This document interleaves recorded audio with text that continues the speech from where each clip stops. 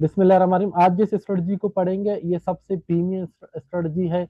इसकी accuracy rate अब बहुत हाई यानी कि 90% प्लस आप इसकी एक्यूरेसी को जो है क्लेम कर सकते हैं कि 90% प्लस इसकी स्ट्रेटजी की एक्यूरेसी रेट यानी कि इसकी फेल होने के चांसेस बहुत कम होते हैं, बहुत माइनर चांस है कि अगर ये बन जाए तो आपको 1-1 का तो ये आल में जो है ट्रेड दे देगा। ठीक है, अब होता क्या है, इसको इसको यूएसए स्ट्रेटजी में ऑटोमेटिक रैली कहते हैं। अगर आप वाईकेप मेथोडोलॉजी में जब आप पढ़ेंगे इसको रैली बेस क्रीक कहा जाता है। ठीक है, जब मार्केट एक्यूमुलेशन करती है तो इस तरह से रैली बनती है, फिर रैली के ब्रेकआउट पे जो है आपको ट्रेड दे देता है।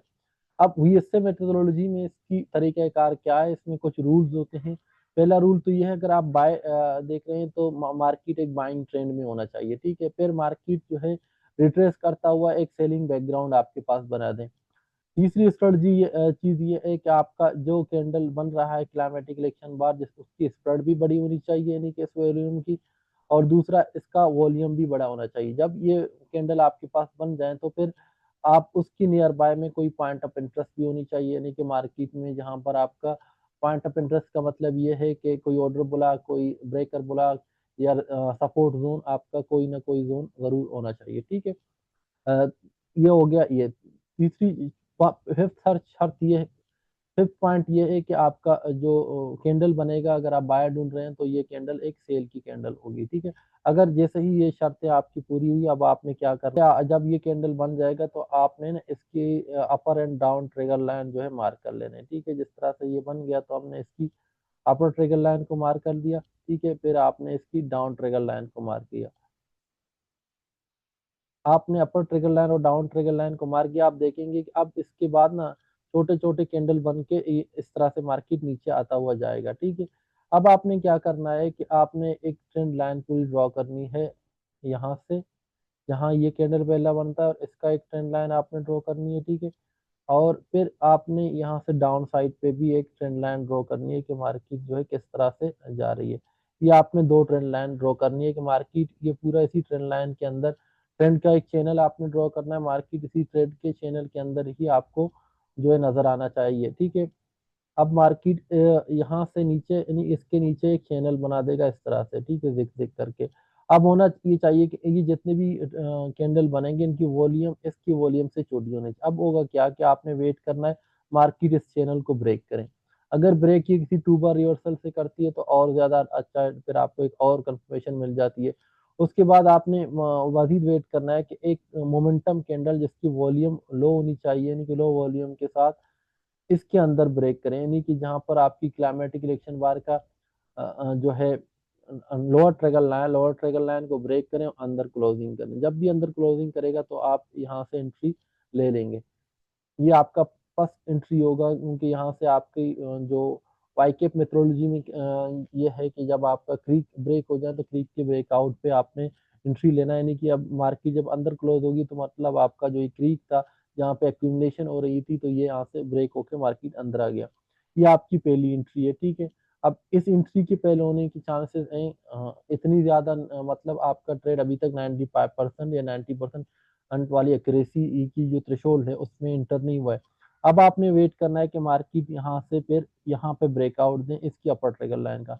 जैसी अपर ट्रिगर लाइन का मोमेंटम कैंडल के साथ लो वॉल्यूम में ब्रेकआउट होता है तो फिर आपने यहाँ से अपनी वो एंट्री लेनी है जिसके बारे में हम कहते हैं कि इसकी 90% एक्यूरेसी होती है वीएसए में। ठीक है, जब आपने ये ली तो आपका इसके डाउन पे आपका एसएल होगा, फिर आपने 1-1 का रेशो को टारगेट रखना है। 1-1 के रेशो पे आपको ये वाली जो ये ट्रेड है, ये ट्रेड तो शायद आपको जो है 1-2 1-3 की भी जो है ट्रेड दे दें, लेकिन आपको जो है ये वाली जो ट्रेड है फिर जब 1-1 पे जाएगा या ऊपर आप देख रहे हैं कोई यानी कि वेव के बेस पर कहाँ पर आपका नेक्स्ट वेव लग रहा है तो आप उस वेव के काउंट करके अपनी ट्रेड को ले सकते हैं। इसकी एक्यूरेसी इतनी अच्छी होती है। ठीक है, अब हम देखते हैं इसको रियल मार्केट में, इसकी एक एग्जांपल देखते हैं कि इसका ये एग्जांपल किस तरह से बनते हैं। ठीक है, ही इसका एक एग्जांपल आज ही के दिन का बना है। आज ही के दिन आप देखिए मार्केट ने जो है ये मार्केट था, मार्केट आपके पास जो है ये ओवरऑल मार्केट बुलिश ट्रेंड में है। बुलिश ट्रेंड की मार्केट ने अपनी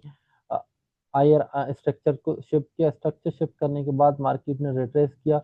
रिट्रेस करता हुआ कहाँ पे आ रहा है, सपोर्ट जोन पे। ये आपका सपोर्ट का जोन है, ये आपका जो है एक आई स्प्रेड कैंडल बना, ये इसका वॉल्यूम है, आई वॉल्यूम है, इस पूरी रेंज में, यानी कि आज के दिन तक इससे, ये तो देखो कैंडल बाद में बना है ना, यहाँ तक कि ये सबसे आई स्प्रेड कैंडल है।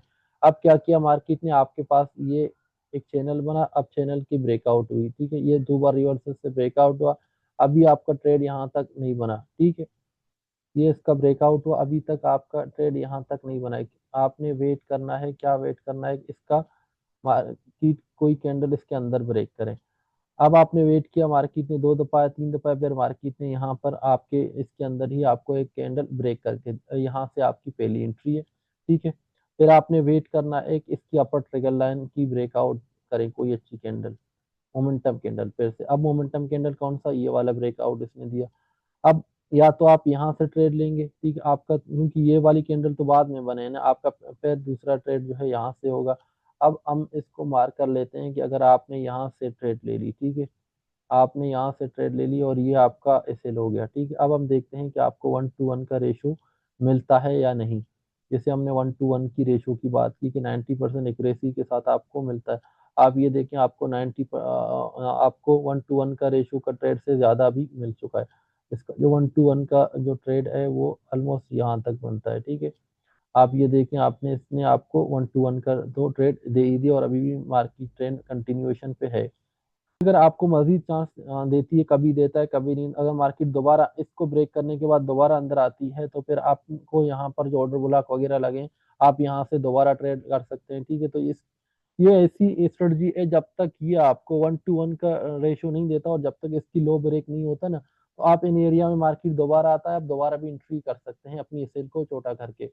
तो ये जब तक 1:1 का आपको टारगेट नहीं देता तो आप इसके बेस पर इस पूरी की जितनी बड़ी रेंज आती है तो आप उस रेंज में ट्रेड कर सकते हैं। इसलिए आप देखें पहला ट्रेड आपको यहाँ पे दिया, बल्कि पहला ट्रेड इसका तो ये वाला बन गया ना, पहली ट्रेड की अगर हम बात करें तो पहला ट्रेड इसका ये बन जाता है।